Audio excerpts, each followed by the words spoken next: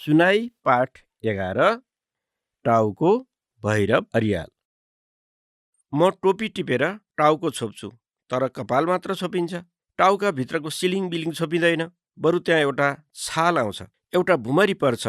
भुमरीमा फन्न रिङ्छु, देश रिङ्छ, विश्व रिङ्छ, मानौ सिङ्गै ब्रह्माण्ड अटाएको छ मेरो टाउको भित्र। आमैनी, कत्रो ठुलो हुन्छ मान्छेको टाउको! पृथ्वीभन्दा धेरै ठुलो, ब्रह्माण्डभन्दा धेरै ठुलो। ओहो, यत्रो भयङ्कर टाउको मैले कसरी बोकेको छु? मलाई खलखली पसिना आउँछ। टाउको छाम्छु, एउटा सानो जुम्रो छ्यास्स टेबलमा खस्छ। ब्रह्माण्डभन्दा ठुलो टाउकाको बासिन्दा यो जुम्राले मानौ आफ्नो परिचय दिन्छ। म त्यस गोल दुनियाँको सर्वश्रेष्ठ जुम्रा जाति हुँ। म पनि यस गोल दुनियाँको सर्वश्रेष्ठ मानव जाति हुँ। दुवैको पृथ्वी गोल छ भने जुम्रा र मान्छेमा के फरक छ? जब मेरो टाउको धेरै फोहोर हुन्छ, जुम्राको सृष्टि हुन्छ। जबसम्म म नुहाउन्न, उसको स्थिति हुन्छ। एक अर्कासित माया पिरती हुन्छ।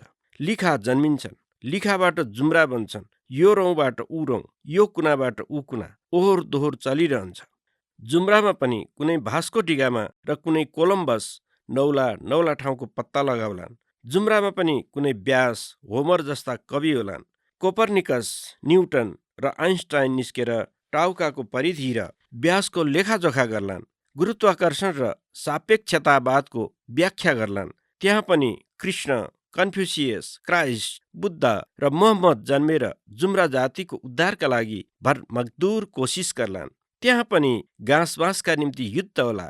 ढाडी जुम्राहरू चम्कनाहरूलाई छिनमा सताउँदा हुन्। तर जब म नुहाउन थाल्छु, साबुनको झोलले जुम्रा लोकमा हाइड्रोजनको काम गर्छ। महाप्रलय भएर उनीहरूको दुनियाँ उजाड हुन्छ। मेरो र जुम्राको संसारमा के फरक छ? मेरो र जुम्राको अस्तित्वमा के फरक छ? बरु हुन सक्छ पृथ्वी कसैको गोल टाउको, मान्छे त्यस टाउकाको जुम्रा। जब टाउकोवाला नुहाउन थाल्छ, हाम्रो प्रलय हुन्छ। फोहोरै राखी छोडोस् बरु उसले आफ्नो टाउको। म सोच्दै जान्छु, जुम्रा टेबुलमा रगरगाउँछ। कस्तो अनुभव हुँदो हो त्यसलाई टेबुलमा?